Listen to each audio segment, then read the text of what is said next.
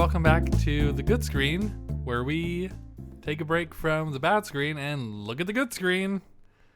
I'm Russell. I'm Lauren.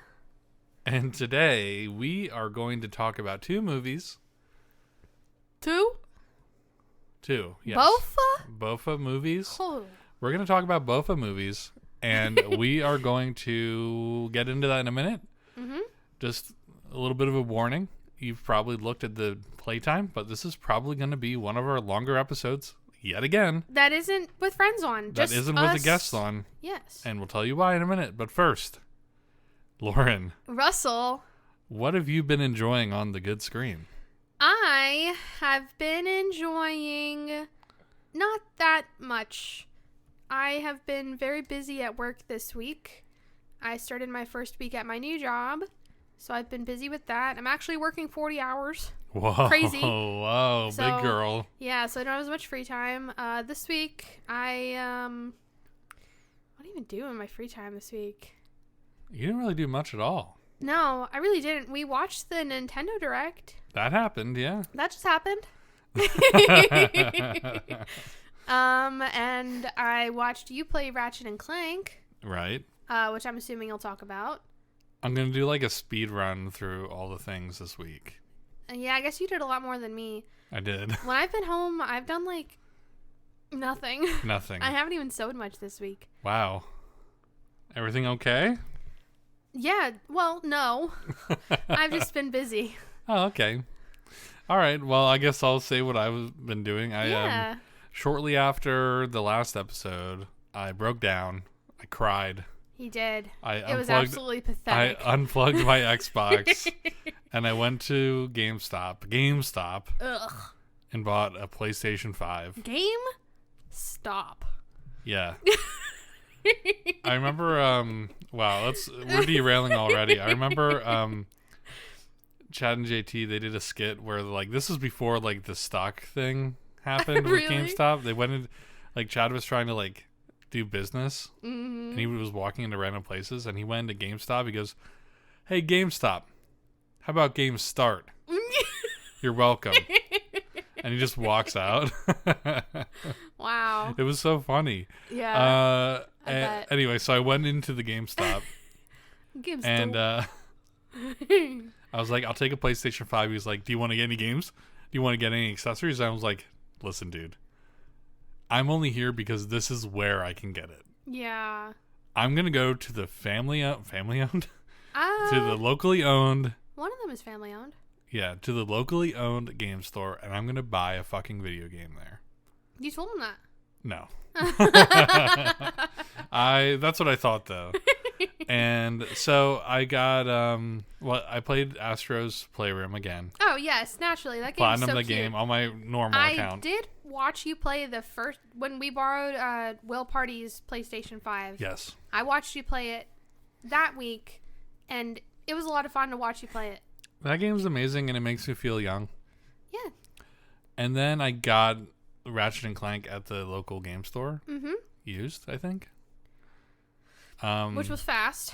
That's Wow. very fast to play a game already. I guess the PlayStation 5's been out for like a year. That game in particular has been out since 2021. Oh, well. Yeah, can you believe it? It's been like that long. That's 2 years ago. Russell, the last 3 years have It's gone such a by blur, so fast right? for me.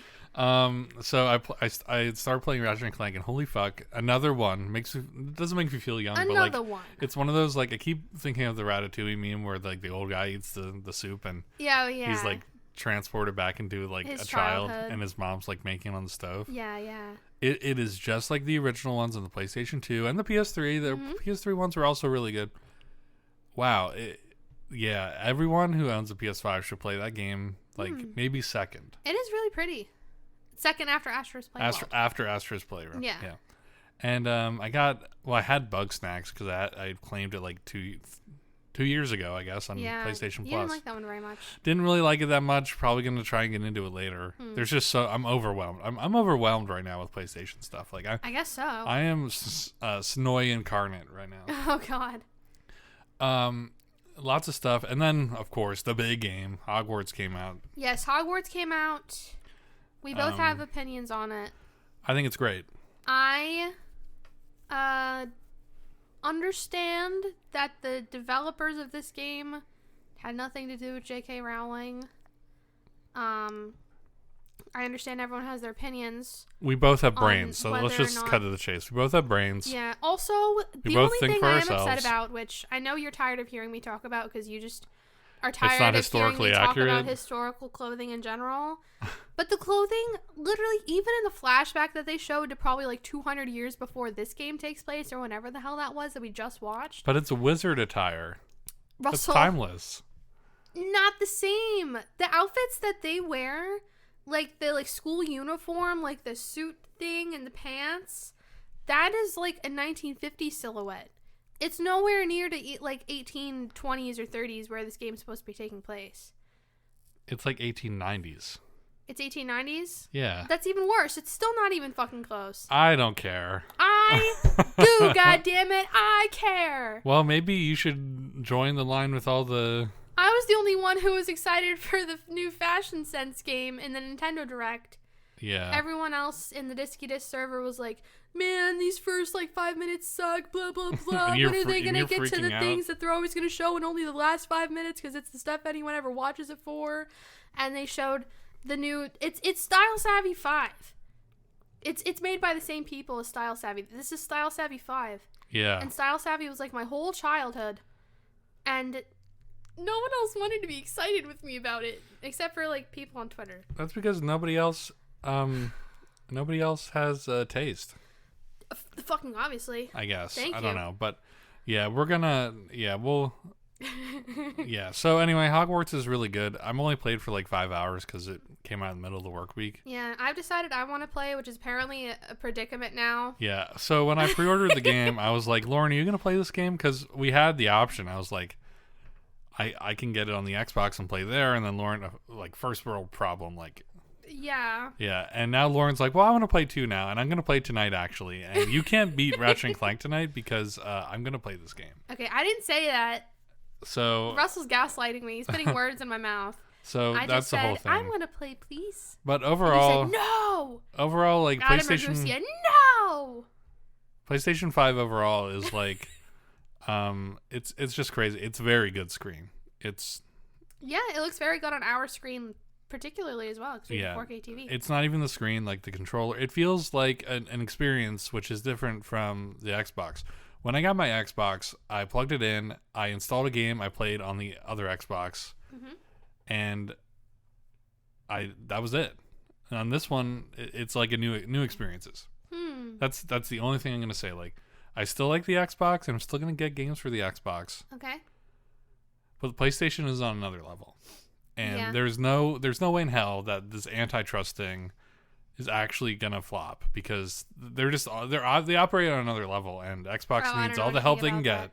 I do really like the UI on the PlayStation. It is so much better. It separates all the media from your games automatically. It's like a whole nother tab. Yeah, because after a day or two, your Xbox menu is just all the streaming apps because there's no fucking games to play on it. And I like the thing on the PlayStation where on I guess certain games harkens back to the Wii where it plays a little music when you're hovering over the game, kind of like the Wii or the 3DS where you select the game and it plays a little thing. Oh yeah, It will play the Harry Potter theme song. That song plays every 5 seconds in the game because whenever you get a page, it plays the first part of the jingle. To be fair, that's a big... I love the Harry Potter soundtrack. Well, the soundtrack in the game is just the same. Well, it's not the same. It's it's similar, I whimsical. Haven't seen all the movies. I'll be the first to admit because I just wasn't raised in that generation. It was your generation that was more Harry Potter focused than mine. You were the tail end. I was just too late. I had friends who their whole personality was Harry Potter. Even then, I was like, it's kind of weird, but all right. You were more Twilight. Twilight came out closer to when you were in high school. No. Middle school, I mean. Twilight came out in 2008, Russell. Oh, yeah. I would have been 9. I would have been in Okay. I would have been in 4th, 5th grade. Lauren is 23, almost 24. I turned 24 in 2 weeks. Yeah. So everybody say happy birthday to me, or I'll cry a lot. No. No, you don't have to say that. What was I saying? Oh, but I never really got into Harry Potter. I read the first few books. I had the whole set. I did not bring it with me when I moved here, and I kind of regret that. I have the whole set. I mean, yeah, you have like the cooler set too. I have the hardcover. I have the original. Like those are original, original pressings. Original pressings. Original runs. I think all of those are original. I like how like starting with like the fourth book, it's just like 3 times as thick. It only got worse because my sister read those books, a few of those books, so often that the binding made it stretch out even more. Oh, great! Yeah, so that's awesome. I only read the books once, and then half of them twice. I read the first 3 a few times. Yeah. Because I couldn't really get much farther than that. That's kind of when I lost interest. They're super quick reads. They are really quick reads. Yeah. The movies, I don't think I've watched all of them like sequentially. I just kind of watched them whenever they were on like ABC Family, and that was the only like half decent thing on TV. Well, if we need bonus episodes for like we can't do it, we should just record a bunch of those for Harry Potter. We'll get it canceled out the wazoo. But you know what? It's already stuff I already bought. So yeah. Actually, I don't have my Blu-rays anymore for Harry Potter. Oh well, we can go support a local game store and buy it from we probably get. I really want the steelbooks for it. They had like a steelbook set. So cool. I'm sure they did.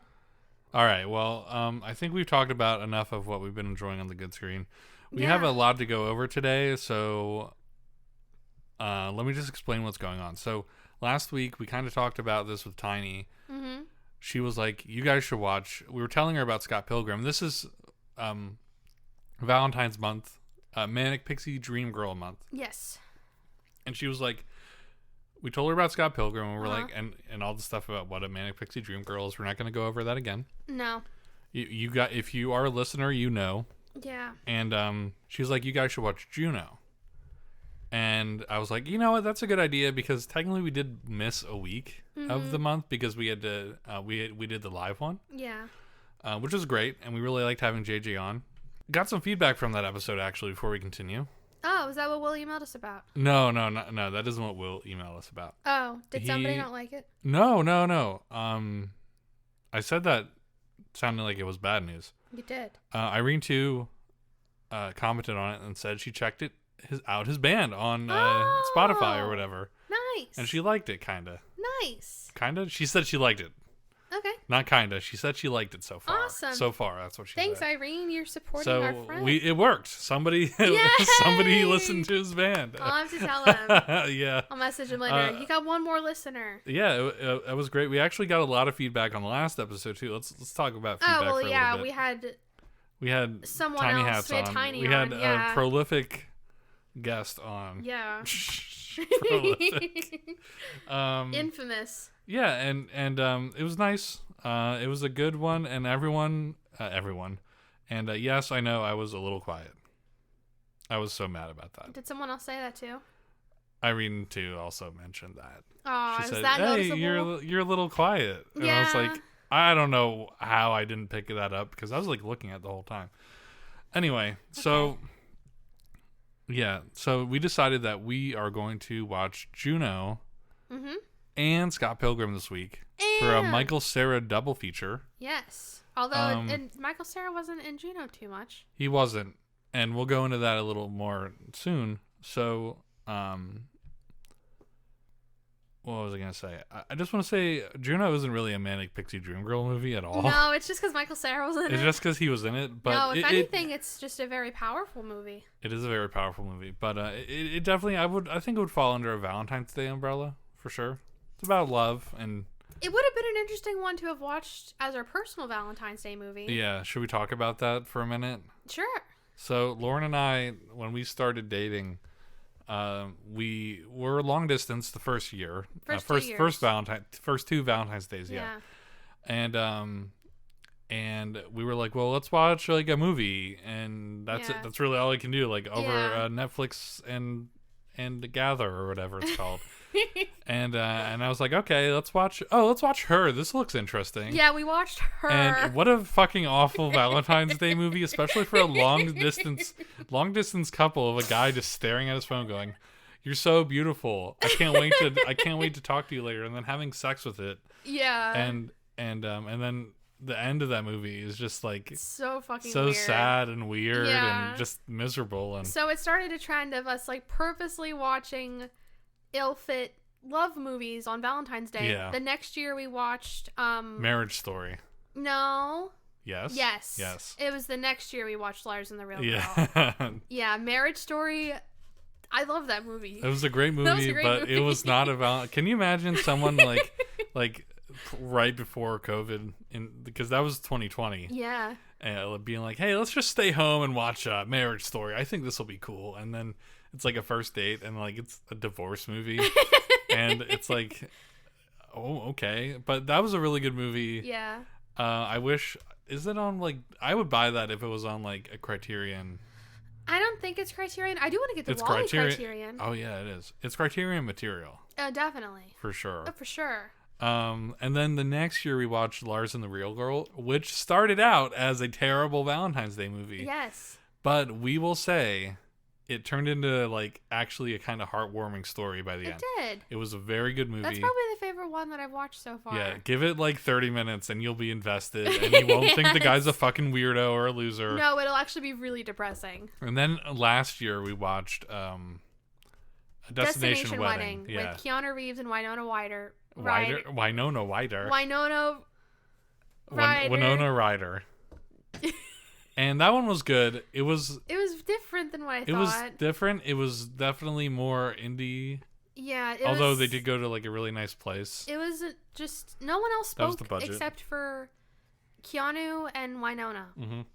It was like an hour and a half long conversation. Yeah, but it was cool. It was interesting. It was actually really interesting. Yeah. I haven't ever seen a movie like that. No, and I don't think we've decided what we're watching on Valentine's Day this year. I think we already did. Although I do have an idea for a terrible Valentine's Day movie. Okay, don't tell me. Okay. All right. So let's go ahead and switch gears. Let's start for real talking about Juno. Hey Russell, cut here.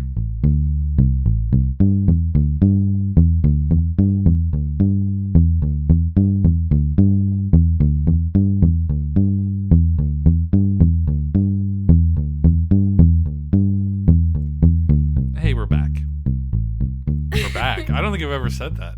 And welcome back. Welcome back to the podcast. So, I guess I should also mention that we're gonna start kind of having information to talk about.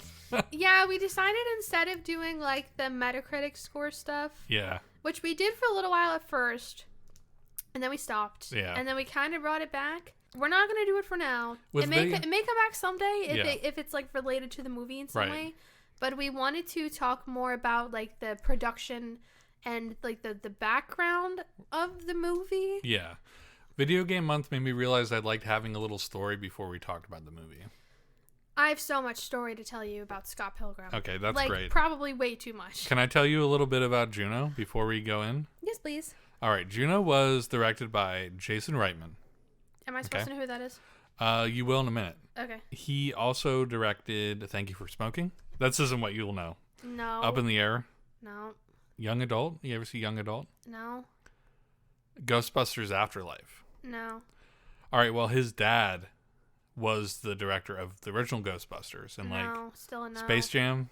Yes. Okay. His dad directed Space Jam. Nice. And Kindergarten Cop, if you've seen that. No. He is Canadian, and this whole movie is set in Canada. I kind of figured. We'll talk about that in a minute. Isn't Michael Cera Canadian too? I think everyone in this movie is Canadian. Yeah. I think Jason Bateman is too, although I'm not sure. Yeah, he's Canadian, and it was the second movie he directed. Thank You for Smoking was the first one. I heard that movie is actually really good. I think they find out that smoking is actually like really good for you. What? Yeah. What? Like that's the premise of the movie. What the fuck? All right, and it was written by Diablo Cody, which sounds like that's a cool name. A screen name. Yeah. Probably not her real name. It was a woman. Oh, that's a legit name. And she also wrote Jennifer's Body. I haven't seen that. Young Adult. Nope. And an unreleased, I don't know why I wrote uncredited. I meant unreleased. Mm-hmm. Madonna biopic. Oh. So that would have been interesting. When this movie came out, it was 2007, and Roger Ebert was still alive. Who? Roger Ebert, the guy who like created Two Thumbs Up. No. He was like the movie critic. Russell, I was 8 years old when this came out. Okay, well, all right. So yeah, we're learning about movies in this podcast, so that's okay. It was his favorite movie of 2007. Okay. And it was coincidentally the third major motion picture of 2007 to have a plot centered around a woman's unplanned pregnancy. What? Along with Knocked Up and Waitress. They all came out in the same year. I think I have something about Knocked Up in my notes too. Okay, cool. I do. All right, so do you want to hear the box office figures? Yes. Okay. I did not write that down for Scott Pilgrim. It's okay. I don't know why I wrote it down. It's really boring. I will tell you, Scott Pilgrim totally tanked in the box office.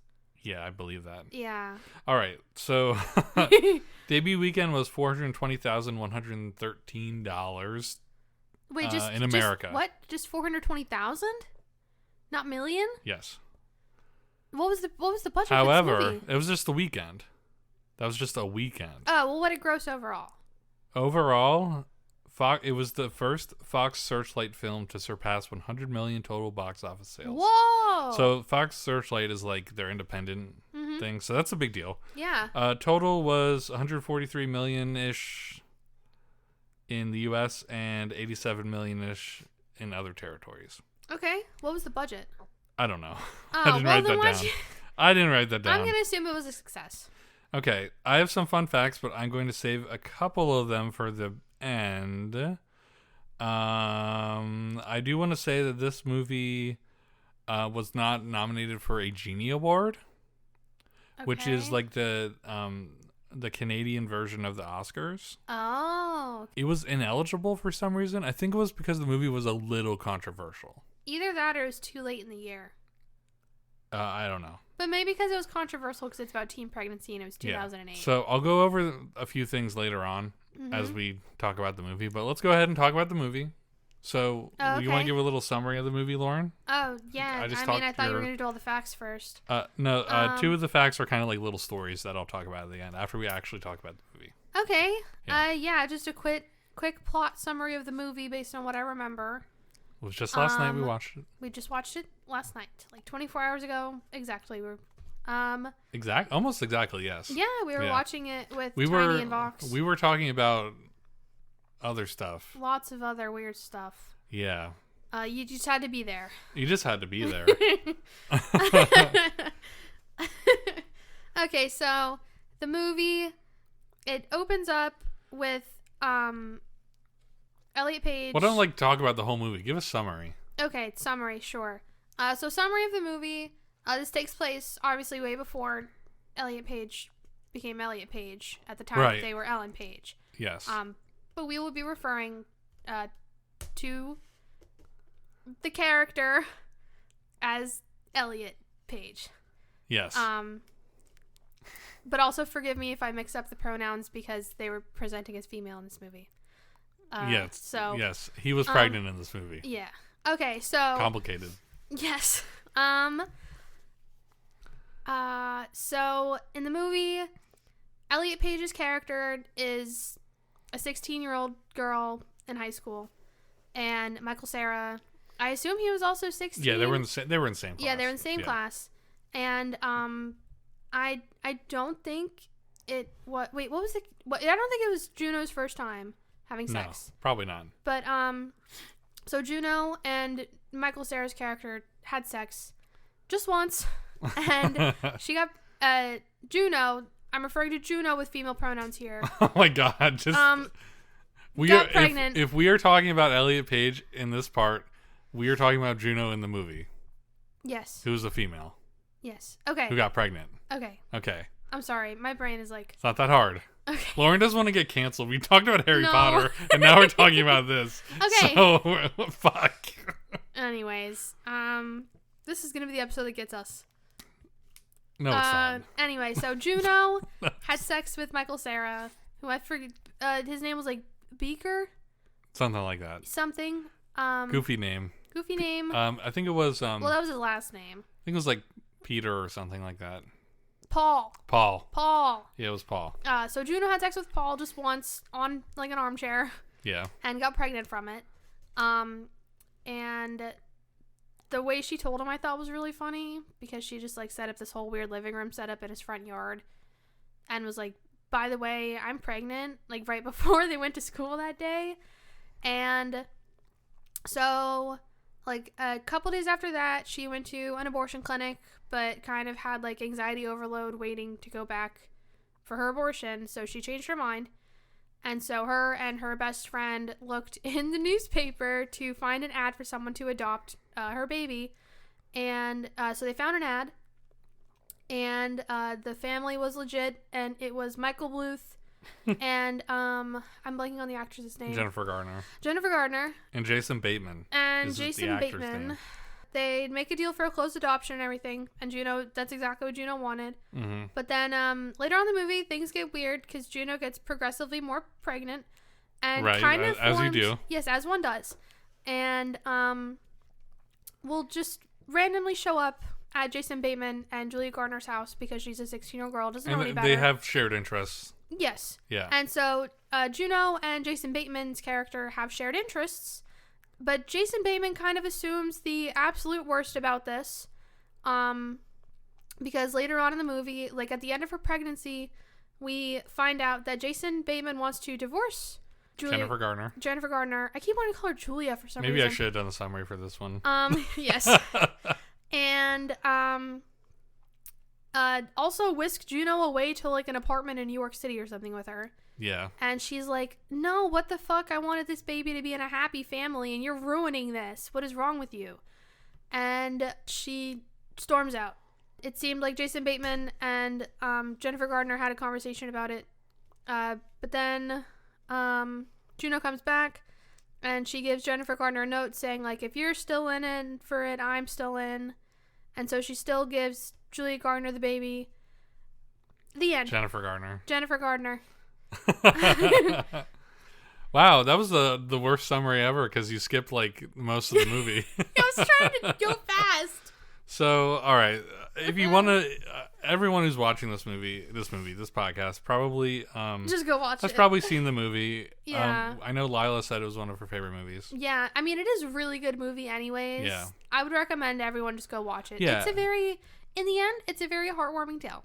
It is, and it's interesting because like you go into a movie like this and you think like the first thing is like, okay, well she's gonna try and get an abortion and there's gonna be a complication or something like that, or she's just gonna live with the guilt and then get pregnant. I thought she was gonna get pregnant again. Oh. And then like they just I didn't know accepted. she was even gonna consider an abortion. I thought she was just gonna be like, okay, which I guess is what happened, but.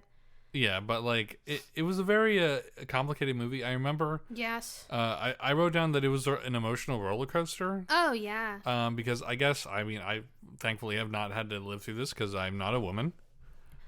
Congratulations. But I can imagine being pregnant is very emotionally stressful. Mm-hmm. And I thought that it's even worse if you're a 16-year-old. Yeah, and especially as a teenager, like. You remember what they used to call PT cruisers? No. A pregnant teenager. That's what. That was a joke in high school. Maybe in your little bumfuck Pennsylvania high school. PT cruiser, pregnant teenager. What the fuck? That was a thing. That's weird. I mean, I guess that's no better than us seeing a BMW and saying, beat my wife. Beat my wife. or fix it again, Tony, for Fiats. Yes. So... getting back to that, I guess, now that I've mentioned high school, I thought that there are some scenes where she's in class in the beginning. Yes. And I thought that I thought that they nailed the vibe of what like high school. I was in middle school at the time this movie came out. I thought they nailed that vibe very, very well. Because Tiny was asking, like, is this actually what American high schools were like? Like, I was cheerleaders walking around in a uniform? 100%. At least in my high school, they didn't walk around in the uniform all the time, but it was like on game day. Oh yeah, like homecoming and like special, like if the soccer team got to the playoffs or something like that. Yeah, my school was different. We didn't have a football team, so. Your school didn't have uniforms. Yeah. Mine did, even though it was a public school. We had enforced uniforms because I thought it would help bullying, but spoiler alert, it did not. Because you could go to Walmart and someone else could go to American Eagle. Yes, literally, yeah. It was almost worse. That's just making the class warfare really obvious. Honestly. Okay, so Oh, yeah, one of the other things, too, is cheerleaders weren't allowed to wear the uniforms. Yeah. Yeah. So, I thought that they nailed those vibes right. I did think it was kind of funny that Juno spoke like a Californian girl. Yeah. Even though I'm pretty sure... This movie took place in Canada. Well, it did take place in Canada, but I think everyone in the movie was Canadian as well. Or at least mostly everyone. It was also still kind of Valley Girl. Yeah, it was fun. I thought it was funny though. Around. If you would take all the words that Juno said in this movie and put it through like an AI voice filter for Bill or Ted from Bill and Ted, it would be so it funny. would be accurate. Yeah. I want to keep the baby. Excuse you, sir. Excuse me, phone. Toot. I turned. Yeah. Anyway, so I thought that they got that like 100% correct. I thought that they nailed the vibe, and they nailed what it was like to be that back then, because that was still during that time where not everyone had a cell phone, and she had a hamburger phone. Yes. Now there's something I want to talk about with the hamburger phone. This is my first little story. Okay. Okay. So Juno had a hamburger phone. Yes. And it was so cool. Yes, it was so cool. We didn't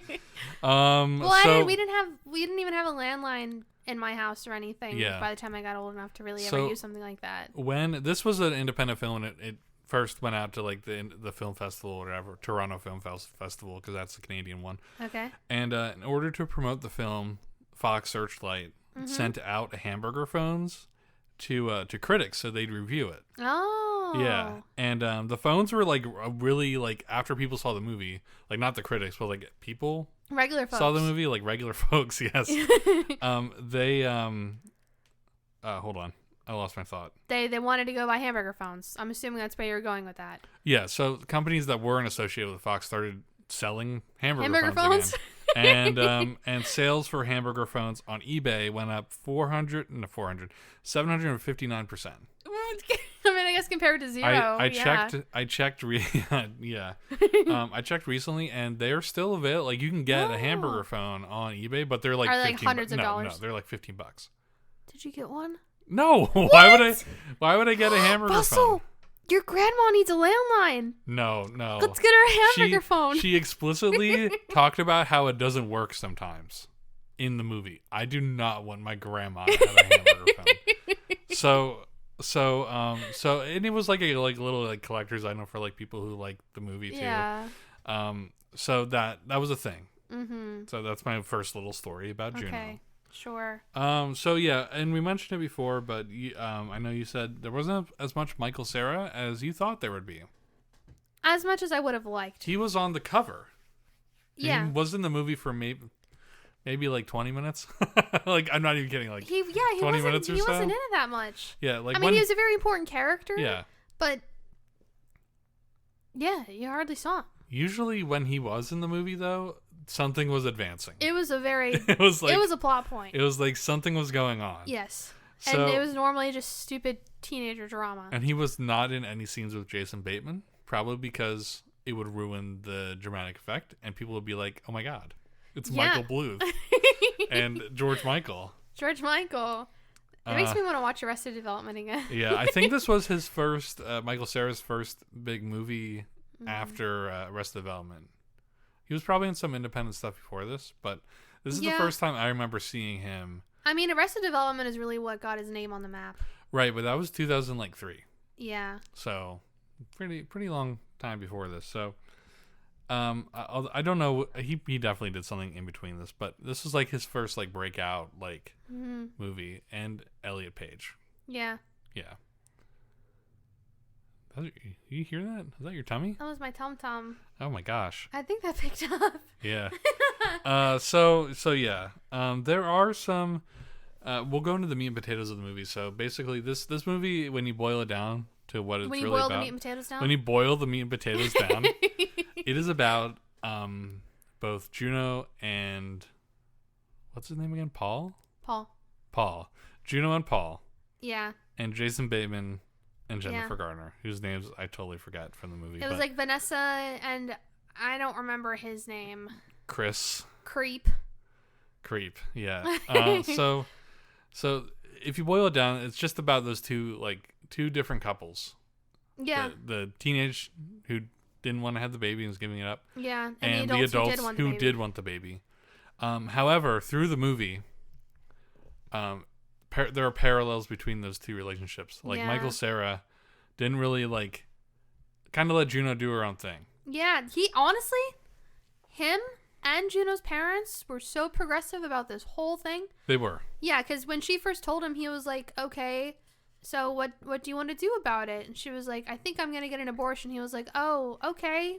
Yeah, you can do that. Do whatever you want. Yeah, he was super cool about it. Yeah, and even when she went and sat down and told her parents, the stepmom assumed that it was that, but was kind of hoping it was going to be something else. The dad had no idea, but they were both like, okay, well, it seems like you have a plan about this because you've already decided you're going to give it up. Yeah. I think let's help you. And most people think, and this is just watching this movie as an adult, most people, what? Go ahead. I was just going to say, the first thing the stepmom did was okay, let's go buy prenatals. Let's go get healthy food. Let's start. Yeah. And I think, and again, I haven't had to go through this as a teenager, but I think this movie in particular kind of nailed how most parents would actually react. You think oh, my mom's gonna kill me, I'm having a baby. Yeah. But actually your mom, yeah, she might be upset, but and very concerned, but she's not gonna be well, you're on your own. Yeah. Sorry. It's only the actual super shitty parents who do that. Yeah. So and most, I don't want to say most people's parents aren't like that, but you would be surprised. I think that if this would have happened to even me in high school, if I was I got a girl pregnant. If I was a girl and I got pregnant. Or you just told your parents you got a girl pregnant. Yeah, same thing. They'd probably be super supportive about it, even though you'd think oh my god, You think they would have been supportive of your sister? Yeah, I think they would have. I think they absolutely would have, and I know your mom would be my mom thrilled. At this point, my mom just wants grandkids so bad. But as a teenager, I can see my parents being way more supportive than I would have imagined. Yeah, and I think that's a big stress. I can say the same thing about my mom, at least. And I will go into why that vibe of this movie is important at the end. Okay. When we're almost done talking about it. Okay. So, so also, let's go ahead and talk about... this is about two different couples. So, in the beginning, Michael Cera's yeah, I'm going to go to prom. We're not in the beginning. By the middle of the movie, he's I'm going to go to prom with someone else. No, she heard from someone. Oh, he didn't even tell anybody. He didn't tell her. Yeah, and then she was well, I mean, what about me? I'm having your kid. What happened to our little thing? But she also said that they weren't really an item at first. Yeah, they were kind of he thought they were totally an item, and she played it off they weren't, even though she's the one who was the idea to have the sex in the first place. Right. Because what was it that was on TV? Something. Oh, the Blair Witch Project was on. Blair Witch Project, yeah. And she didn't even want to watch that. Yeah. So she couldn't have been that bored. Yeah. So, yeah. I'm drinking too much coffee. Oh Damn. My God. Go off. I had to cut that part out. Yeah. So, I'm ready to get water, actually. I'm going to get my water. Okay, bye, Russell. I'll leave this part in. Oh, okay. I probably won't, actually. I'm going to take a sip of my Diet Coke. Okay. If only JJ was here, we could talk about how much we love DC. Yeah, he loves Diet Coke. Me too. We'll get a sponsor for Coke and Wawa. And Wawa, yeah. Actually, today when we were at Wawa, I saw Russell's pissing back there. I think the mic might be picking it up. Ew. I saw cans of Coke that had League of Legends characters on them. Mm-hmm. I almost got one just because it was funny, but I don't like regular Coke. So I was I'm not going to actually finish this. I try not to... Excuse me. I try not to drink any Coke. I don't like how syrupy regular Coke is. It's like a moment of weakness. But I'm full, okay? Oh my God. All right. And Russell. Okay, so now...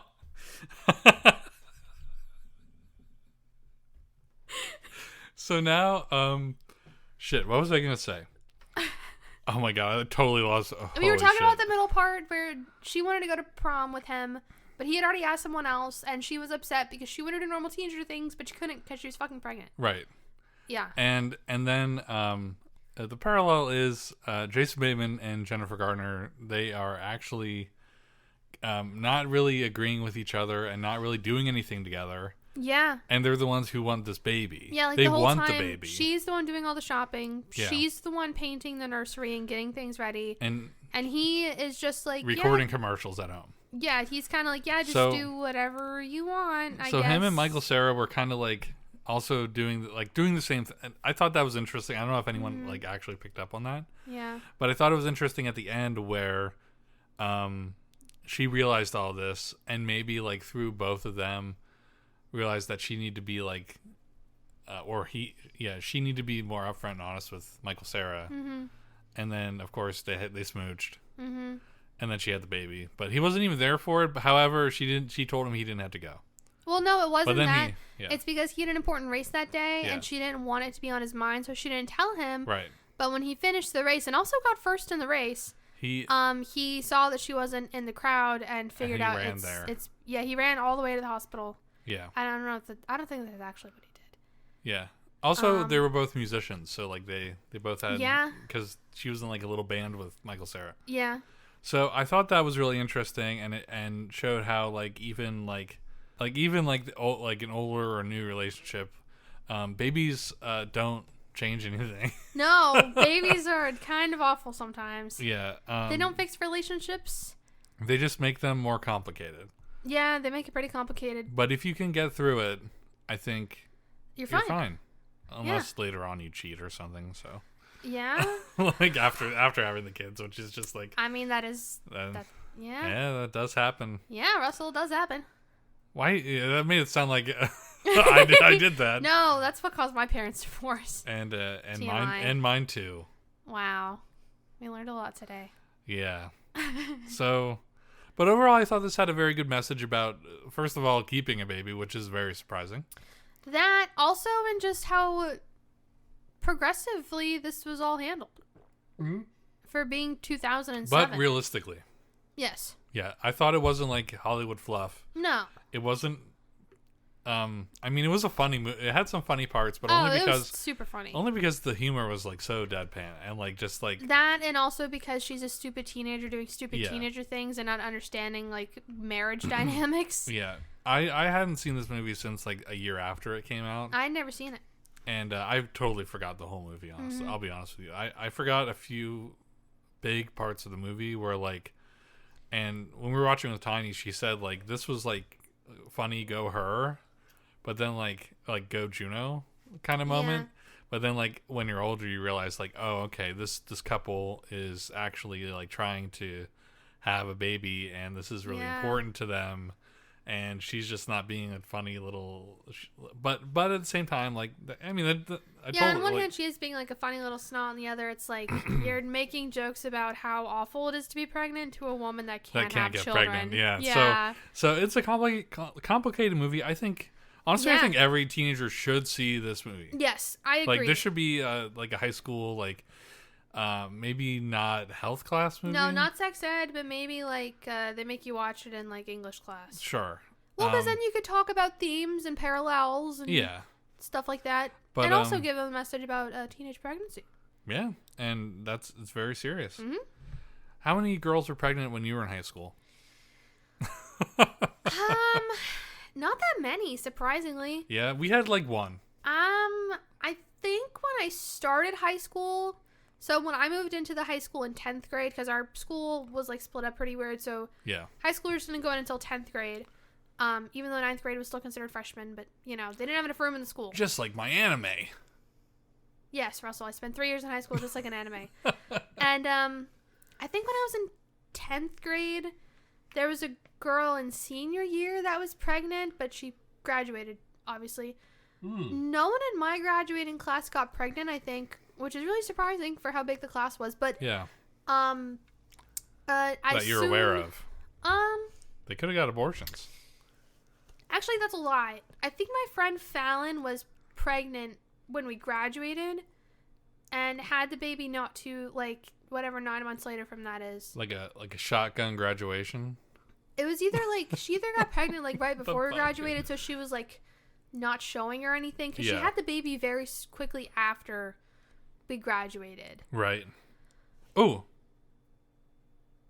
But Never now mind. like half my graduating class has had children already. Yeah. Which And- is and I mean- insane to me. I mean, most of the people I went to high school with are either married. I mean, it's 10 years later, so like, yeah, they're what the 30 fuck? now. They're almost 30, so or 30. Most of them either are married, have been married at this point, or have kids. Yeah. But in high school, I think there was like one girl that got pregnant, and she just dropped out or something.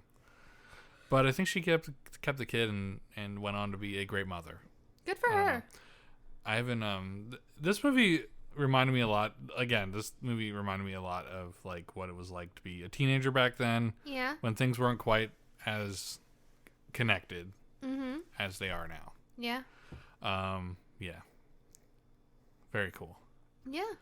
All right. Well, we mentioned teenage pregnancy a lot, so let me talk about my second what the story. movie is about.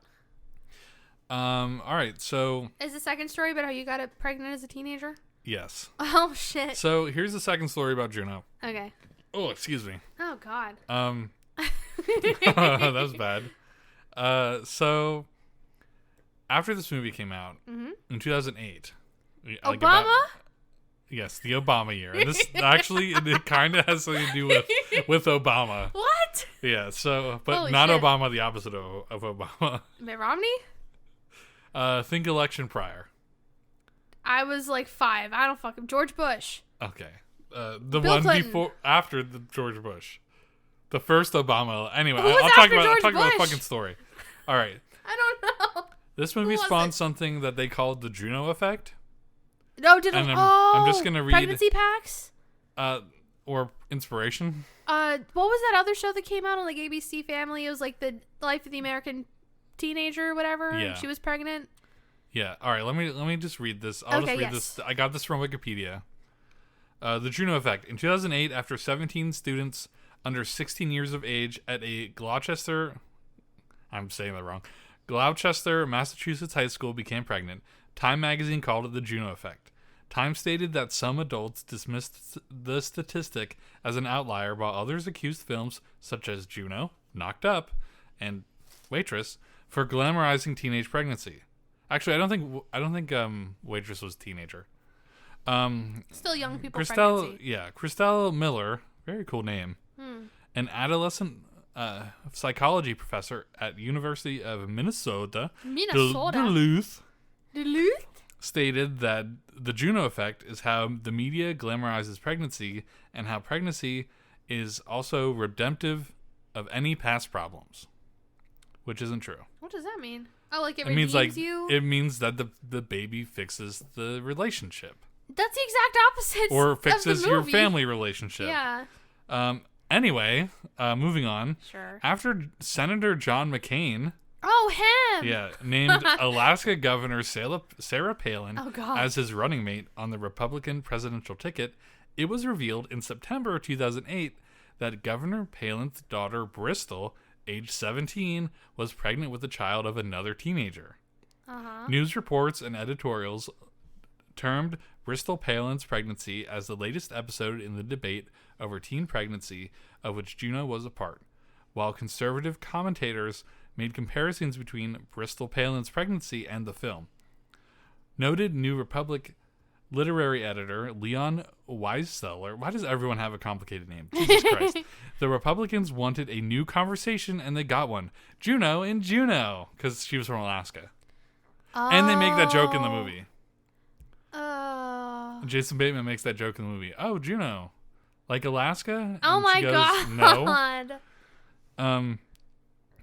Fox News' Roger Friedman wondered, Juno at once violated and vindicated conservative values. The question is, will the public rally around Bristol Palin the way it did Juno, or will it reject her for getting in the situation in the first place? That. What do you have to say about that? Because it talks about conservative values. So they're blaming the movie. Well, the opposite of Yeah. conservative values would have been if she had the abortion, but she kept and had the baby. Right. She just didn't keep the baby. Yeah, this movie, and I'll get into a little thing after this. Like this is exactly what conservatives should be happy about. If this movie came out today, if it came out today, yeah, it would be considered conservative propaganda. It would be. And the writer, they also Diablo probably Cody, would have spun it so it was like a Christian family she gave it to. The writer Diablo Cody said that she would have not written Juno if it were to come out today after Georgia signed their anti-abortion law. Oh. Yeah.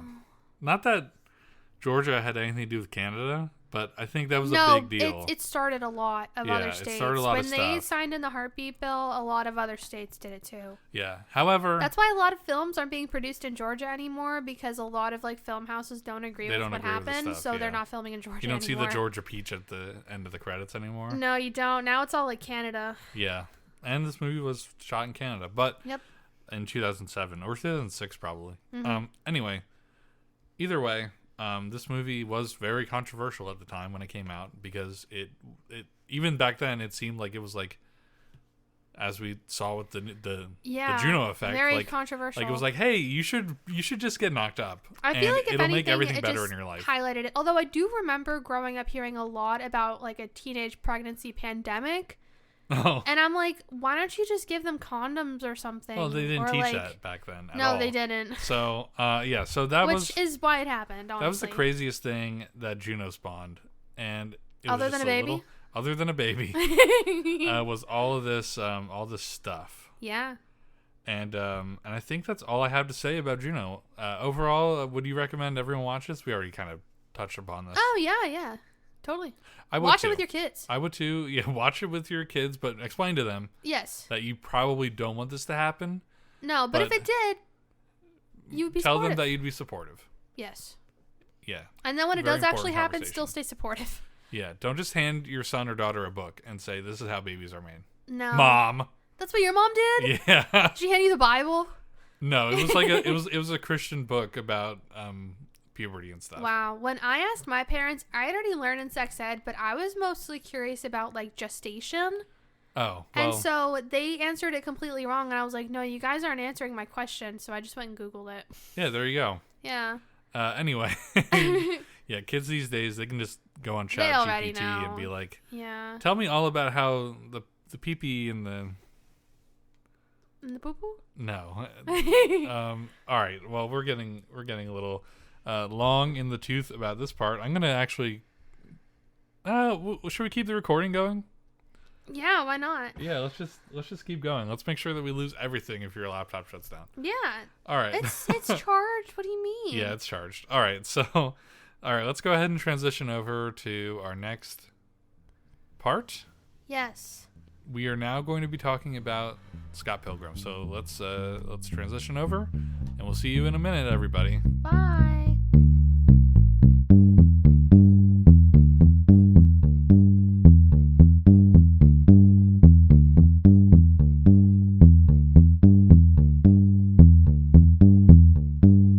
Okay. Oh, Will said they're not coming. Okay, that's fine. Hey, before we talk about Scott Pilgrim, can I read Will's email? Yeah. Because it's kind of like in between movies. Yes, you absolutely can. And he had more to say about Scott Pilgrim. So can I read his little thing? I just said yes. Okay. I know other people said stuff too, but nobody. Who's other people? On the Disky Disc, everyone seems to really like Scott Pilgrim. I mean, Gamer. Yeah, it's Scott Pilgrim. Gamer Discord and Scott Pilgrim, like. Yeah. Of course, it's gonna be a hit. Yeah. Angel, I think it's Angel, right? Mm-hmm. Angel said that he loves Scott Pilgrim. Okay. And I think he said he didn't see Juno, but and a few other people commented on it too. Okay. Someone said they didn't like Scott Pilgrim. Oh, who? I don't know, and I'm not gonna look it up now. I'm sorry. Oh, okay. I'm sorry, everybody. I know I asked for like opinions, and now I'm like, they don't matter. All right, so we got a long email from. Remember, you can always email us at goodscreenpod@gmail.com. Yes, please. Like the people who want me to get on their podcast platforms. Tell me happy birthday. Yeah, tell Lauren happy birthday. In 2 weeks. Will said, howdy, Good Screen Potters. Poders? Potters. He said it Poeder. Good Screen Potters. Good Screen Potters. I don't have a lot to say about Juno, besides it certainly feels like a moment where we all felt like the quirky alternative IFC feeling, if you know what I mean. Not quite Mumford and Sons hipster, but the alternative movement was happening. Still, it was a great movie. Loved it. Oh, I forgot to mention I really liked the music. It was a nice little time capsule. Yeah, nice little time capsule there. And then he says, I do, however, have a lot to say about Scott Pilgrim. Also loved it. I read the books too. They are good if you have the time. You might know Edgar Wright, the director, from Shaun of the Dead, The World's End, Baby Driver, or Hot Fuzz. Yep. You can skip The Last Night in Soho. Sorry. I didn't even know he directed that movie. You can very much tell it's a Wright movie by his cuts. It's like a call out to where Scott is at the party. Oh, no, I'm sorry. Let me say that again. I'd like to call out that where Scott is at the party asking around who that girl with hair like this is, that's an accurate scene in the book, but with his style of directing makes it a win-win. That was worded very strangely well. For maybe 3/4 of the movie, it holds very true to the comic. It's tough to fill 6 comic volumes with an hour and a half, but they did it very well. One thing... I have something to say about that when I start talking about it, so put a pin in the 6. Okay. Right now? Or later? Like, we're going to put a pin, theoretically. I'll get to it when I talk about the movie stuff. Okay. One thing I'd like that the movie didn't address as much is how jerky Scott Pilgrim really is. Oh, yes. There's a moment where Scott and Ramona start to drift apart in Volume 5, and Scott is a real jerk in that. Also, at this point in the books, and probably in the movie too, he was in a relationship with Ramona for almost a year and had never told her that he was technically cheating on her. Yikes. In the end, you hope that Scott grows, and he does. It's a great romance / coming-of-age story of an early 20-something. Some parts are a little strange that they don't touch up on, like the whole subspace embassy. They don't talk about that much in the book either, but that's okay. Just go with it. It's a blast. Anyway, love the work you both have been doing. God bless and go Birds. Thanks. Fly, Eagles, fly. It's a Philly thing. Yeah. You All right. understand. So thank you, Will, for writing that email. Thank you, Will. That's kind of like, I guess we're going to kind of go in depth about what we think about the movie. And I would say very much similar things to what you wrote there. But yeah. Hey, this is we said this was going to be a long one. So yeah, we're an hour in right now before you go and cut it and edit out some stuff. Stuff, yeah. Okay. Well, do you want to give the synopsis of the movie? Yes. Since I did the one for Juno. Scott Pilgrim is a pedophile. What? No, I'm just kidding. Scott Pilgrim is going through it after a breakup. Yeah. And he gets a high school girlfriend. He's 22. She's 17. Mm-hmm. Weird, but also not sure what the rules are in Canada. So another Canada movie, by the way. Didn't even hold hands. They didn't even do much. No. He just had a friend who was a girl who was 17. Yeah. And, like, they kissed later on. Basically. Did they? In the movie, yeah, she kissed him. She smooched him. On the cheek. So, that's physical contact with the minor. Oh, anyway, he gets a girlfriend. He had a bad breakup with, like, someone who turned out to be, like, a rock star. She broke up with them. Yeah, she broke up with him. Because she went to go and be the rock star. Yes. And he's going through it. Yeah. Every guy has a breakup like this. Sure. And can't relate. And he starts dating this girl who's in high school, who obviously psychologically he thinks that, oh, she won't leave me because she's younger and inexperienced, and I'm her first boyfriend basically. Gross. And I'm older than her, which is gross. Which is probably what he was thinking. If you want to get into the psychological aspect of fucking Scott Pilgrim. Yes, let's sit down. Let's get Scott Pilgrim in one of those funny chairs and talk to his brain. Yeah, and then of course, like as around this time. And quite literally in his dream, he's introduced to Ramona Flowers, his manic pixie dream girl. Yes. And she has colored hair. Yep.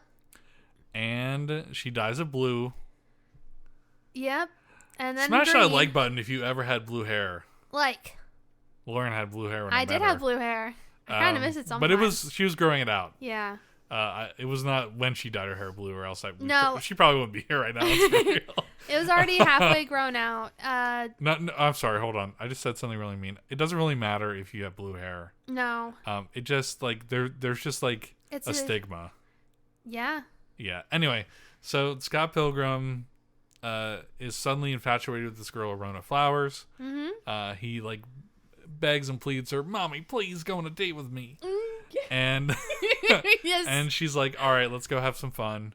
And they have some fun, and then reality breaks more or less, and he has to fight all of her exes. 7 deadly exes. 7 deadly exes to gain her affection, quote unquote. Yeah. Or so they say. And it seems really weird and very metaphoric. Yeah. But eventually he does. I'm going to skip the middle like you did too. Okay, great. I'm not going to say every fight, but he fights all her exes. Yep. And eventually at the end, he also grows up by the end, realizes what he's doing and how crazy he is, pretty much. Yeah. And they live happily ever after. I don't know. But it's weird. It's complicated. The movie pretty much I mean, it's a fun movie, and like I don't think you're supposed to take it very seriously. No. But it also tackles like a weird that weird point where you're like not quite an adult, but not quite a teenager, and you're like trying to like and you don't have know a what you're mature doing with relationship. Your life. Yeah. And I think I don't know. It could be like trying to like explain like so like be the better person and don't hurt people. And I think it's just a fun movie. I don't think it's there's supposed really to be a fun think there's movie. a moral. Yeah, there's no morals. No, and maybe in the comics there are morals. There might be. I have not read the comics. I asked my friend Delilah, who is a very big Scott Pilgrim fan. She has read them. She only has the first one though. But is it still recording? Do you still have the recording up? Yeah. Okay. Yeah. I didn't turn it off. Okay, good. Yeah, are you done with your synopsis? Yeah, I'm done with my synopsis. Go ahead. Okay. I'm going to just go in the order that I wrote stuff down in, because I went on kind of like a Wikipedia deep dive for a couple hours. Well, that's what I did for a couple hours. Yeah. Oh, wow. Okay. Okay. This is going to be really long, because I'm just going to... Do you want to talk about how we liked the movie and stuff first? Or do you want me to do this stuff first? Do you have anything like I did that kind of played off of what we were already talking about? I can talk about the comic part with Will. Okay. How he mentioned the 6. Yeah. So, I'll just read what I wrote. The movie was made before the completion of the comics, and really? It was and really it was mostly made alongside the comics. Mm-hmm. Like, he was working on the comics as the movie was being produced and made. Okay. Brian Lee O'Malley, the creator of the comics. Yes. It was scouted to be a movie shortly after the first book was released and during the production of the second. The author, Brian Lee O'Malley, was really involved with the writing of the script, but he wasn't credited as a screenplay writer or producer or anything, but he was very closely involved with the production of the movie. Yeah. Contact from the 6th book was not in the movie because it was not complete at the time of the production. So this was like an anime that the manga wasn't done, basically? Yeah. But they still end the same way, but the 6th book is like a little different. Apparently very crazy. Okay. O'Malley gave the producers his notes for what he planned on doing with the 6th book and suggested on how he would want them to end the movie, but it wasn't his, and it wasn't going to be his. Like a Game of Thrones sort of thing. Kind of, yeah. So they can do whatever they want with it. Okay. On that note, I will just go in and get into my stuff about the stuff they didn't do with the movie. Okay. Some of the scrapped plot ideas. One was that Scott was going to be a serial killer who fantasized all the gaming parts of it, kind of like a dragon. Oh, yeah. Yep. And the other one was that Gideon was going to turn into a transformer at the end. Whoa! And he was going to fight a transformer Gideon. So the twist at the end of Scott, like the book, Scott Pilgrim, was going to be that Scott is actually schizophrenic. No, the movie. Oh, the movie. This is for the movie.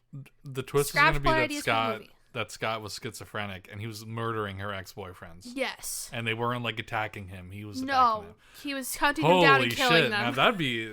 When is this public domain? Like when I'm 80? Yes. Okay.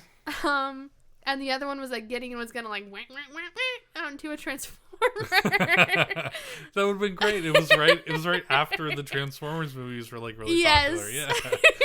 Holy shit. And I don't know if you knew this or not. I think I knew this because I'm pretty sure Delisle told me about this. Yeah. But the first finished script had a totally different ending than what happened in the movie that was released. Yeah. At the end of the first edition, they filmed it and everything. Yeah. Scott chose to be with Knives and let Ramona walk out on her own some. And then the police arrived and well, O'Malley didn't really like the ending. No. And I think they showed it to test audiences because they talked about how audiences didn't like it either. Yeah. And so 3 months before the movie came out, they went and reshot the ending. It only took like a day or two to reshoot the ending part. Yeah. Like those last few scenes. And if you get like the special edition Blu-ray or whatever, it has. They have the scene. It's in there. This is why you get the Blu-ray. Yep, it's in there as bonus content. 100% why you get the Blu-ray. And commentary tracks, but go on. Yeah, I guess I'll just keep going in my notes. The movie was filmed and set in Toronto, which we are going to visit later this year. We are, yeah. And is known as being the biggest movie ever identifiably set in Toronto. Because they visit so many actual real places, like that Goodwill they went. Yeah. The pizza place, it's called Pizza, and there's actually a story about Pizza. Okay. So the Little Caesars exists in Canada. But they call it Pizza? No, they're not allowed to say Pizza in Canada. He says hot and ready. Hot and ready. He just goes, hot and ready. Hot and ready here. Ew, Get your sausage. Stop. They don't sell sausage at Little Caesars. But yeah, do they even Little have Caesars toppings other than like pepperoni at Little Caesars? Yeah. Really? Yes. It's just pepperoni is what they have for hot and ready. Hot and ready pizza here. Get your pepperoni schlong. Wow. But also that coffee shop that like Anna Kendrick worked at, that's real. We could go there. We should go to all these places. That's what I was going to say. I want to go. We'll do the little Even Toronto trip. The nightclub that they went to at the beginning of the movie and gave those shows at, that place is real, but it's been completely remodeled since then, so it doesn't look the same anymore. Well, yeah, we'll go to the Scott Pilgrim places and the the identifiably Rush places. That'd be awesome. Yeah. I'll just continue to keep going through my notes. The director, Edgar Wright, he said that he like planned on having Michael Cera as Scott Pilgrim from the very like inception of this movie after seeing him in Arrested Development. He was like, it's too perfect. Yeah. Do you want to hear who Universal wanted it to be instead? Was it like someone around like his age back then? And was it like Zach and Cody? No. Older. Zac Efron. No. No? No. Who? Seth Rogen. Universal wanted Seth Rogen. Ramona. But Edgar Wright was like, no, that's fucking stupid. Because of how he was in Knocked Up. Oh, yeah. They wanted him to be in it as piggyback off his success from that. Well, I mean, they were both in movies about unplanned teen pregnancies, so. Yeah, that's crazy. But yeah, Edgar Wright was like, no. Guys. Also, Lucas, who was played by Chris Evans. Ew. You're being gross. So Lucas, who was played by Chris Evans, before it was Chris Evans, because apparently Chris Evans and Edgar Wright were just friends, so he was going to have him in the movie anyways. Okay. They wanted either Sebastian Stan or Robert Pattinson. No way. Yeah. Oh my god. Oh, that would have been. So crazy. This movie that is like so different. Is like right before all these actors and actresses got really like big. Yes, and this movie is also kind of credited as being like a superhero maker because so many people in this movie went on to be in superhero movies one way or another. Just Chris Evans? Who else? No, someone else went on to play Superman. Oh yeah. And then here's my other note. There was like a couple other people too, I forget. Right. The actress who played Ramona Flowers, her name is Mary Elizabeth Winstead. Don't hear much about her anymore. I'm going to tell you a lot about her right now. Oh no, she like She's wanted? still like active. No, Oh. she's because I was like, I don't know what else she's been in. Like I've never Yeah. recognized her or anything else, so I'm gonna go look at her discography. Okay. The first thing I found out, she married Ewan McGregor last year. What? Yes, they met on the set of Fargo. Oh my god. And also speaking of Fargo, new one. Yeah, like Fargo, the show. Yeah. 2 other people in Scott Pilgrim are also in Fargo alongside with Ramona Flowers' actress. Yeah. Jason Schwartzman, who played Gideon, he is in Fargo, and Kieran Culkin, as in Macaulay Culkin. Yeah. Wallace. That was was also in Fargo. I didn't know he was a Culkin. Oh yeah, you can tell. I could only see it after I found out. Yeah, you can totally tell. But Macaulay's doing well these days. I know a lot of people don't really talk about him anymore. Yeah. He's on a Red Letter Media. Well, he was for like in a few that. Red Letter Media videos. Yeah, That's awesome. I should watch those.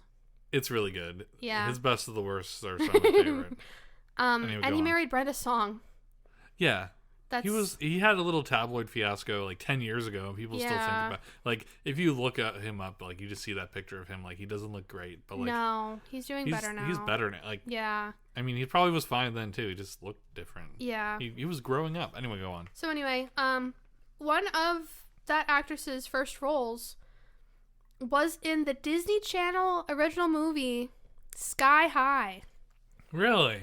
She played the bad guy Gwen. Oh. / Royal Pain.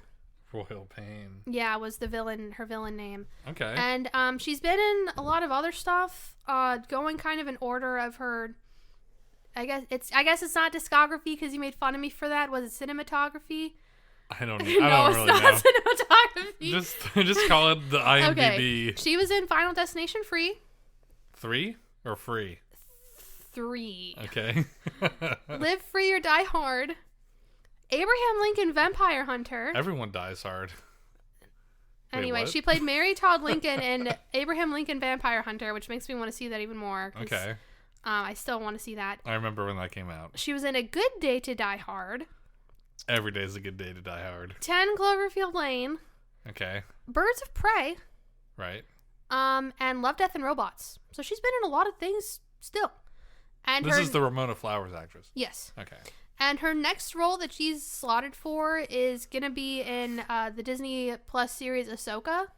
Oh. Which is coming out sometime this year. It doesn't say what her role is. I'm a little Disneyed out. She's in there somewhere. Sorry, Skyward. I'm also a little Disneyed out. Sorry, Skyward. He said he wanted us to see Ant-Man, and after Thor, we were just kind of like, we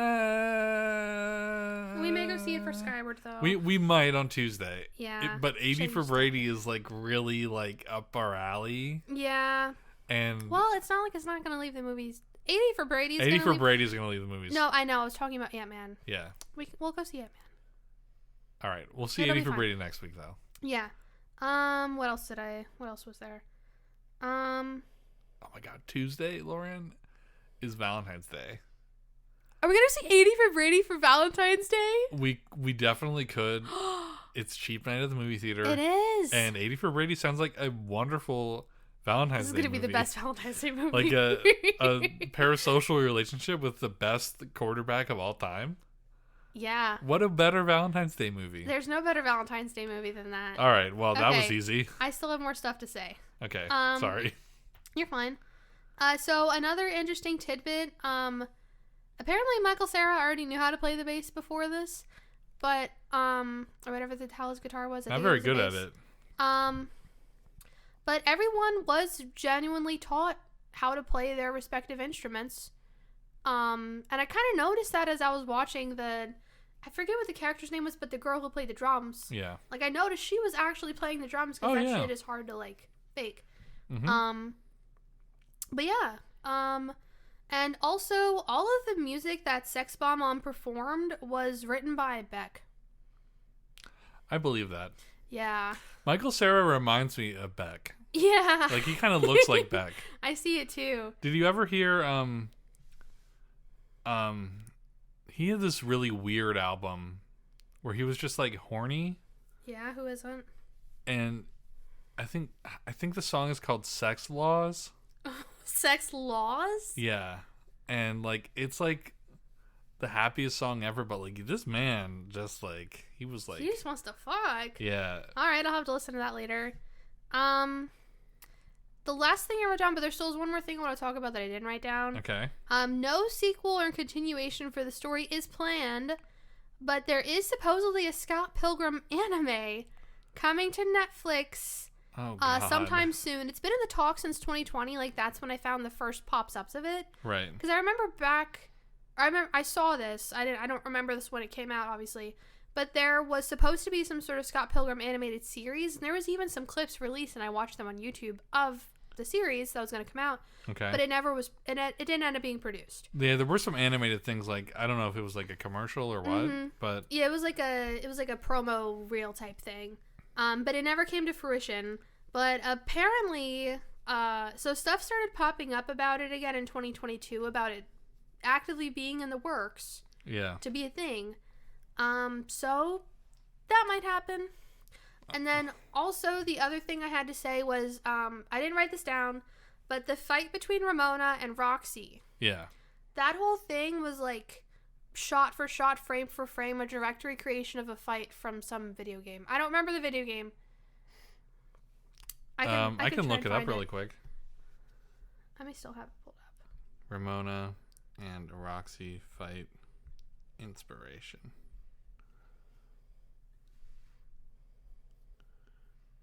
And then the fight was also used again at the end when they fought Gideon.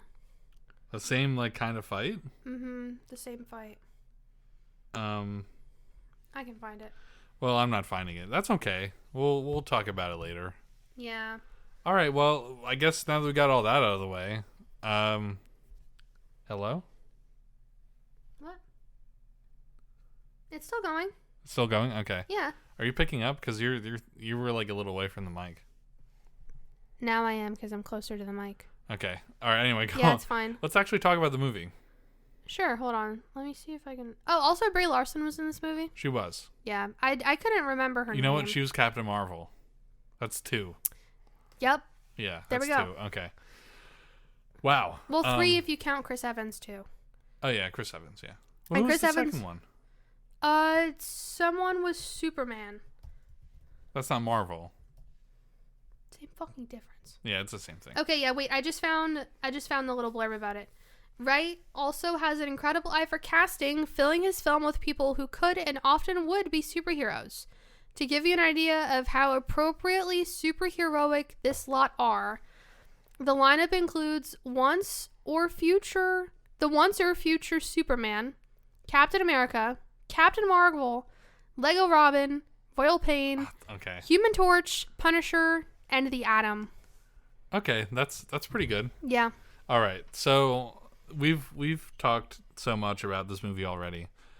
Lauren, what did you think about Scott Pilgrim?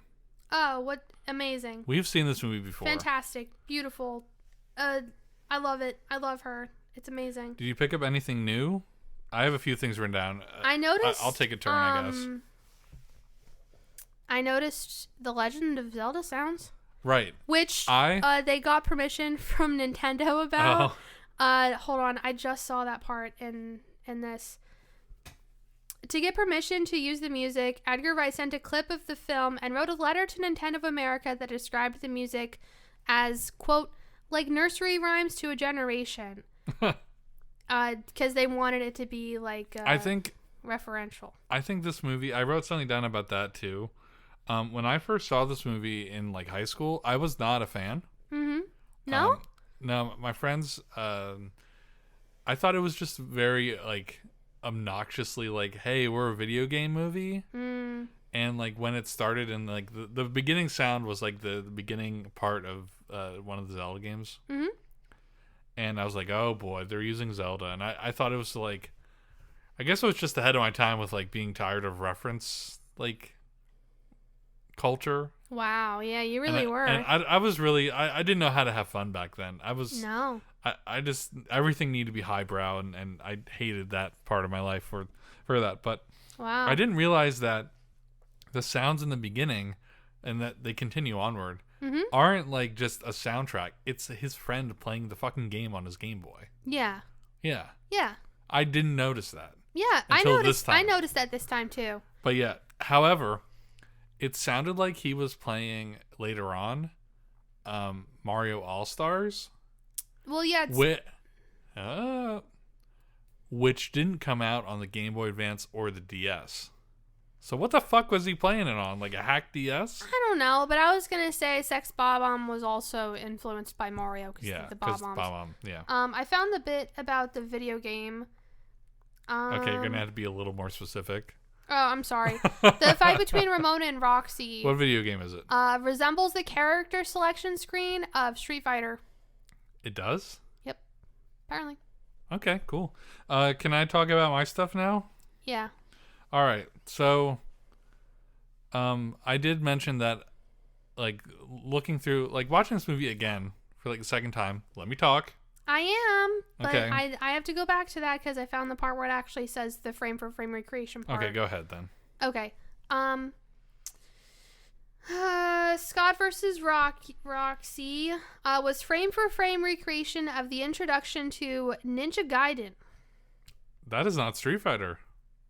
No, but they also referenced Street Fighter otherwise. There was a lot of video game references. Okay. I didn't notice that. Mm-hmm. Ninja Gaiden is pretty cool. It was the first video game to have cutscenes. Oh, yeah, we have talked about this together before.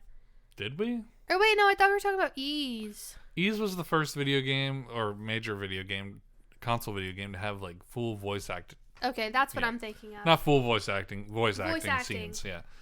It was one of the first. There's probably other ones. Anyway, yeah, there's a lot of stuff in the movie. Like watching it a second time, I'm like, I really want to see like how this played out in comic book form. But that's mostly because it's shot, and the way what Will said kind of like is what I'm going to say now. It's shot in a way that kind of like you can tell like they pulled everything from panels. Yeah, there's a lot of shots that do that directly.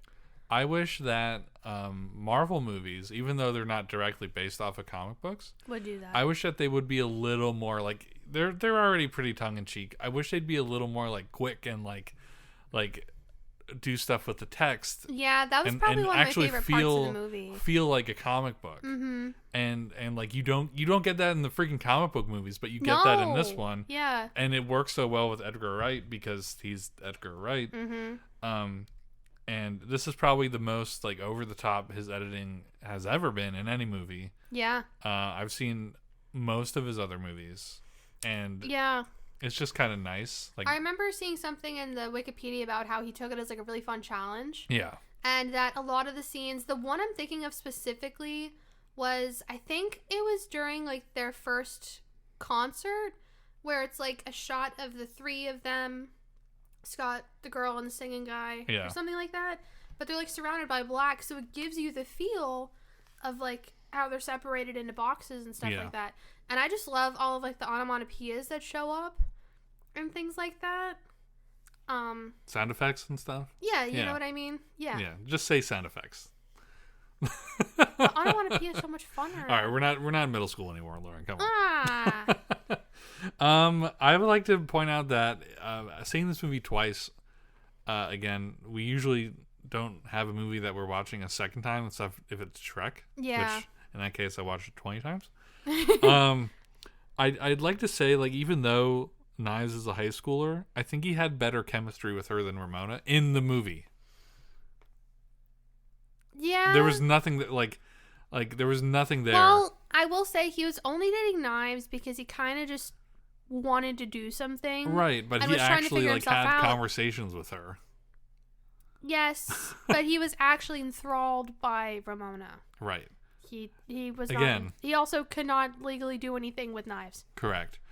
He did the right thing by breaking out with Knives, but not in the right way. Yeah. However, I think again, I'd like to read these graphic novels, and I'll probably order them soon.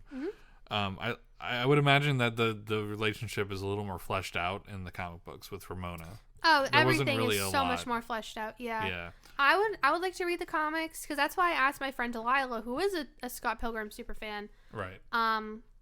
Mostly because Michael Cera's in it because she loves Michael Cera. But who doesn't? Actually, I know who doesn't. Yeah, we do know who doesn't. Ikari. Yeah, apparently. Yeah, he commented. I was just looking at it while you were spewing information at me. Yeah. I was listening though. He was like, "Yeah, I didn't like Scott. He didn't like Scott Pilgrim, but he also said he didn't like Michael Cera." That's okay. If you don't like an actor or actress, it's very hard to like the movies that they're in. Yeah. Yeah, I'm usually okay though with it. I think is there anyone like any actor that you just fucking cannot watch? I have 3. I'm trying to think. I have a hard time with Seth Rogen. Okay. Seth MacFarlane's voice just always gets me. But you have to admit, he's a really good actor. It's grown on me. Yeah, it's grown on me. He's a good actor. Friggin' sweet, Lois. No, stop. I don't like that one. I don't like that one. Everything else is fine. I also like seeing, what's the show? Orville. Orville. I like seeing him in Orville. We should watch more of that. We should.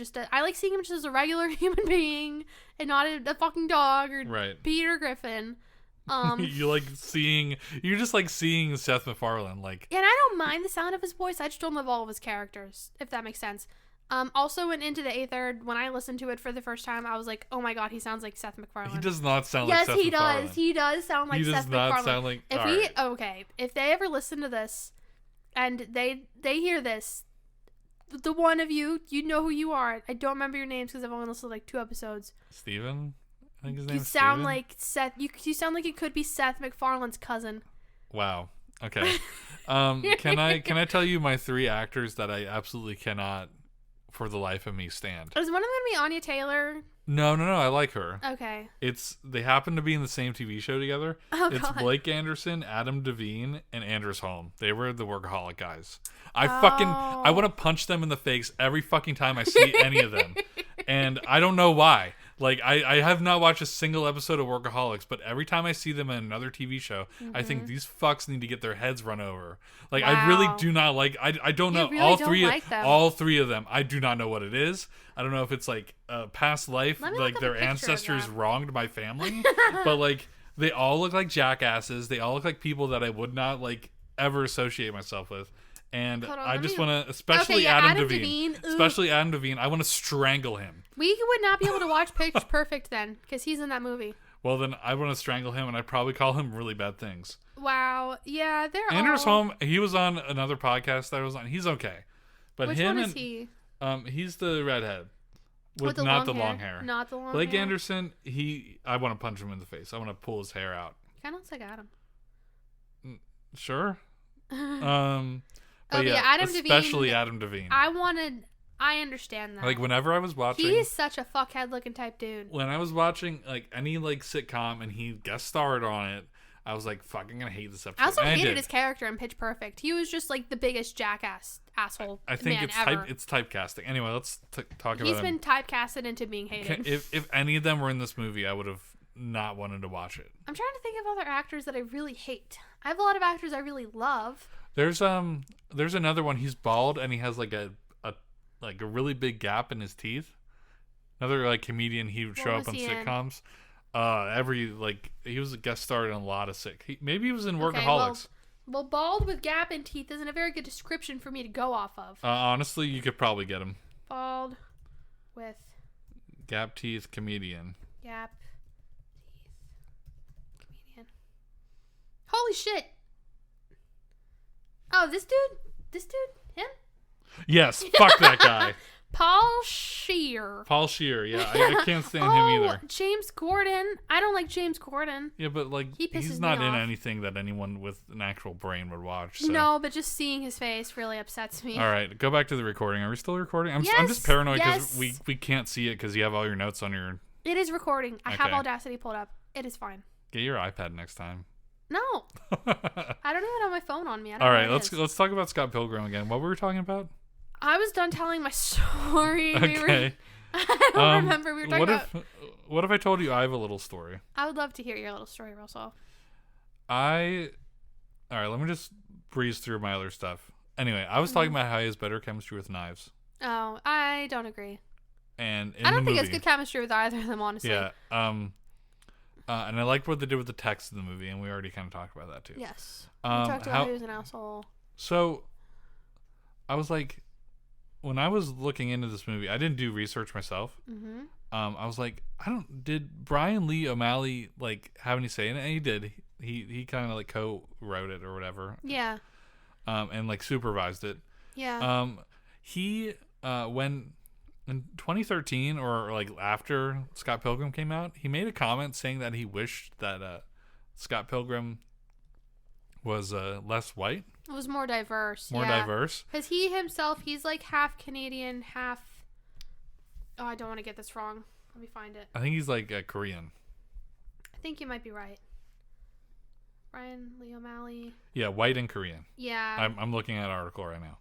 Yeah. So, so after this like comic strip, after this graphic novel, he made a conscious effort to make his comics more diverse. I'd be interested to read other comics of his. I really like his art style. Yeah. I started reading one called Snot Girl, which is very different. Delilah reads Snot Girl too. She loves Snot Girl. I only got like the first volume, and I was like, that's weird. It's definitely not in your It's demographic. not for men. No, it's not for you. I was like, well, that was different. But she loves Snot Girl. Snot Girl. Okay.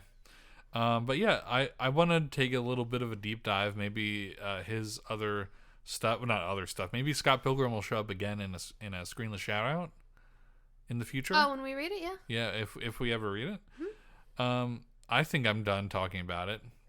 Okay. With that said. Oh, also he wrote Snot Girl. He did not do the art. He didn't do the art is very different. The art is very different. That's why I didn't even know it was him.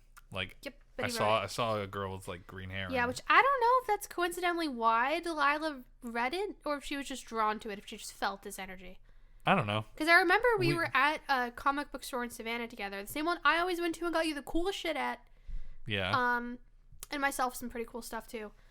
And we were there together because I was picking up a copy that had just come out of Over the Garden Wall, because they were doing like another short run. So I was going there like every other week to pick up the new one. Mm-hmm.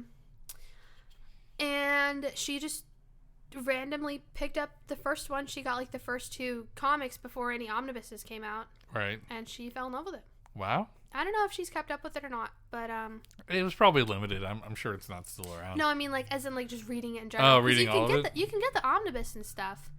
They're called trade paperbacks. They're Omnibuses called are the Doing Your entire Mom. series. Okay. Anyway, so let's move on. All right. What's next? We've said enough about Scott Pilgrim. Although we didn't say, Lauren, would you recommend everyone watch this movie? Yes. Is this a good screen movie? This is the best screen. The best screen movie. I love this movie. I like this movie. It is, if you like games and like silly stuff, you're gonna love this movie. And also love a movie that doesn't take itself seriously. Yeah. If you want a serious movie, like, you're gonna not even look at this, so that's fine. Yeah.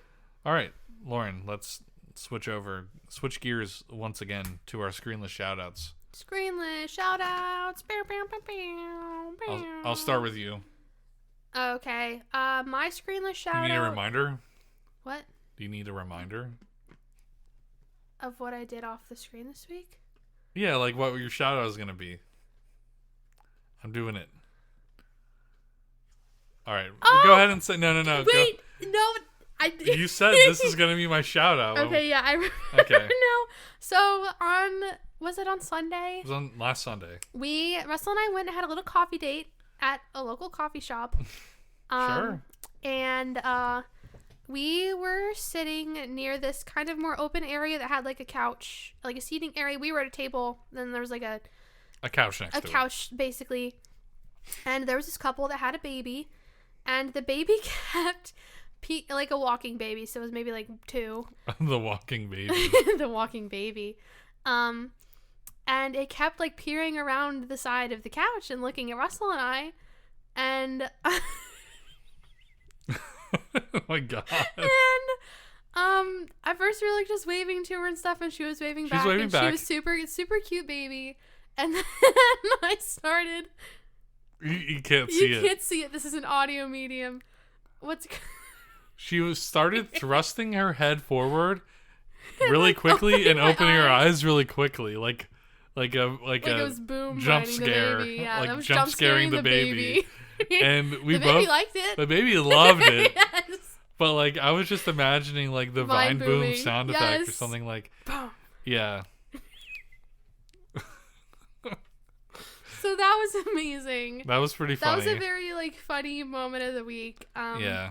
And then I guess my other screenless shout out of the week is right before we started filming this. Oh my god. I got my Melody Nendoroid in. I have Cinema Roll pre-ordered, and I'm about to order Kuromi. Wow. Because I got my tax refund this week, so. Congratulations. Thank you. What is your screenless shout out this week, Russell? My screenless shout out this week is oh fuck. I feel like I had one and I just completely dropped the ball on it. Yeah. Is it just getting the PS5? No, that's screen related. That is that's like screen shout out. My screenless shout out this week is Oh. What the hell? Well, my arm. I had my arm you in just a have weird spasm? way. No, my shoulder dislocated. Oh, that was really weird. That felt strange. Oh man. Russell's double jointed his shoulders, by the way. This is not something that to be wasn't the way about. it normally goes, though. My screenless shout out is boating school. Boating school. Yeah. My screenless shout out is everyone who watched our last podcast. Yeah, I think we got a lot of engagement. We did get a lot more engagement than usual. It also helps. Apparently, they mentioned it in Disky Disc. They did. So it might people who aren't in the Discord server may listen to it organically. They might. Like we don't have to force the gun to their head and say, "Listen to our listen podcast." to our fucking podcast. It's 2 hours long this week. You better like it. We did get like double the views that we normally get. So 2? I mean, 25. Oh, that's is really what it's good. at right now, which is really that's good. really good. Like again, we don't really try. Like we're not. No, well, also if you think about it, if there were 25 people sitting in the room with us, that's a lot of people. That is a lot of people. Yeah. Even if they walk out 2 minutes in. Yeah. It's fine. They paid for the Which they probably are like, wow, that guy's really quiet. And they. Well, can't you see like when people like drop off? I don't like looking at that. That would make me like depressed too. That part. But of course, like we're not doing this to like be like, yeah, we're gonna become famous. We're just doing this for podcasters. funsies. This is just all for fun. Although it is about to get harder. Because your schedule's gonna be really weird. My schedule at my new job is really weird. There's some weeks where I'll be working like 8 days in a row. Mm-hmm. So we're either gonna have to like double up recording some weeks or something, or the podcast may have to be like every other week. I think we'll have a good plan. I think we'll figure it out. We'll figure it out.